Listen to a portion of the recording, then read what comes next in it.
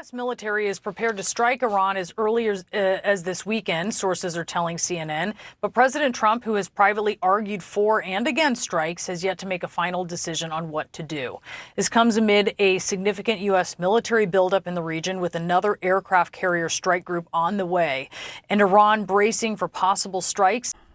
Okay, everybody, this is going to be a quick video, and it looks like, once again, some sort of military action in Iran could very well be on the table. And before I make the same mistake that I've made the last couple times when military action takes place, instead of freaking out and being all hysterical, I'm going to try to be as rational as I possibly can about this, despite all the craze and insanity that followed Trump's military action in Venezuela, as well as his bombing of Iran last year. That we are at war with Iran as of right now. Nothing horribly consequential came out of either one of those attacks, at least not for us. But that's not to say that these operations didn't put at risk the lives of American soldiers and didn't risk something hugely consequential happening. It was a huge risk, and then for the outcome that was desired, you can ask yourself, is that risk worth it? And I think that's the question Donald Trump asks himself before he conducts any of these attacks. So the question to ask yourself about what could possibly be another Iranian operation is, what outcome are we shooting for here? Is it justified? And is it worth the potential outcomes that could result from it? Is it worth the risk of the worst case scenario taking place? So what's the worst case scenario? Well, if it's a targeted strike, worst case scenario could be an American aircraft being shot down or an American base in the Middle East being hit by Iranian rockets and Americans being killed. And once Americans get killed, we would be drugged into a full-scale war, because there's no doubt that the people in D.C., the politicians, and the American people are going to want blood if such a reality plays out. So, after all, we're dealing with military operations. We're dealing with weapons. We're dealing with rockets and guns, aircraft, the whole nine. So escalation is always a possibility. It's just the name of the game.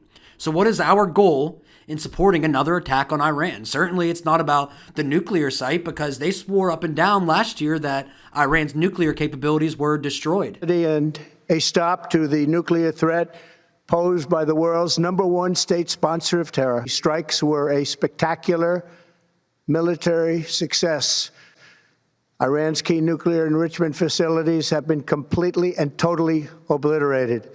So what's the new goal for this next attack? Is that all enriched material has to leave Iran. The second is that there shall be no enrichment capability. And the third is to deal also with the questions of ballistic missiles.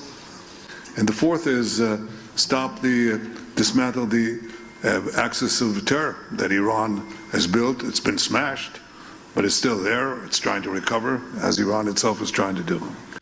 So, if I heard that clearly, it's not about their nuclear program anymore. Now it's about their missile program in general. And Iran is obviously not going to give up their missiles, because that's their defense. That's any country's defense against enemy aircraft. If they didn't have missiles in the first place, Israel would have already destroyed them.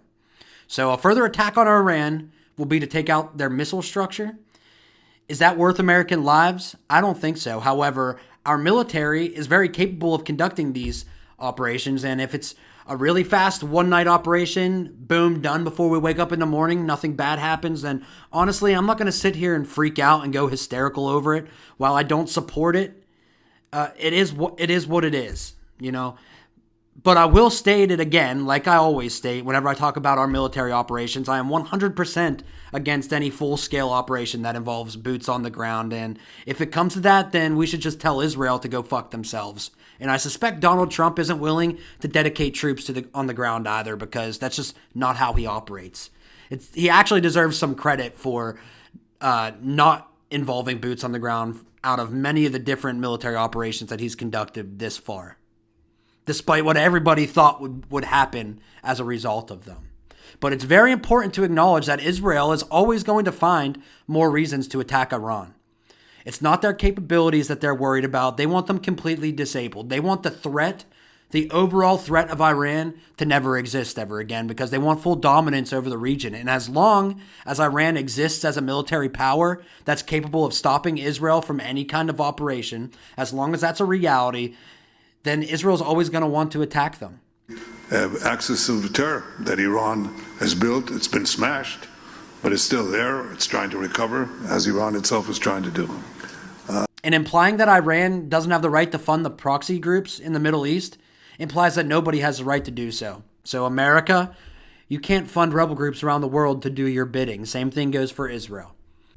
So if that is the real motive behind this, which it's pretty obvious to all of us that it is, the question is, once again, is America's involvement in a military operation worth the risk? Is Israel's dominance over the Middle East worth risking American lives to see it done? I would say no. I know a lot of Republicans would say yeah. A lot of geopolitical experts who are a lot smarter than me would probably say that it is in our interest that Israel controls the Middle East. But me, like a lot of Americans who are just tired of fighting other people's wars, honestly, I feel like our money could go to things here at home to better the life for American citizens rather than go into bombs killing other people, killing innocent people overseas. You couldn't have had peace in the Middle East. So now we may have to take it a step further, or we may not. Maybe we're going to make a deal. You're going to be finding out. So the word is that we moved 2 carrier groups into the Gulf, and there's reports that a military operation could happen as soon as this weekend. And we also have to also remember that before we get hysterical about it, like I said, Trump's movement of military assets around the world does not mean he's going to act on it. It's part of his negotiation tactic. It's the implication to the people he's negotiating with that force is always an option in his book. And to see an entire military group move from the one side of the world to right on your doorstep is definitely probably frightening and very convincing. So we're seeing the display of power to basically force an agreement. And certainly anybody on the opposite side of that negotiation must be at least a little nervous after seeing what happened to Maduro. He has offered everything. He's offered everything. You're right. You know why? Because he doesn't want to fuck around with the United States. Thank you. It's bold, but it might work. It might actually prevent a military action from having to be taken place. So I don't know. We'll see in the next couple days what happens. And if something important plays out, then I'll make a video on it. I'll post it up here. But until then, thank you for hanging out. Please like and subscribe for more content. Thank you.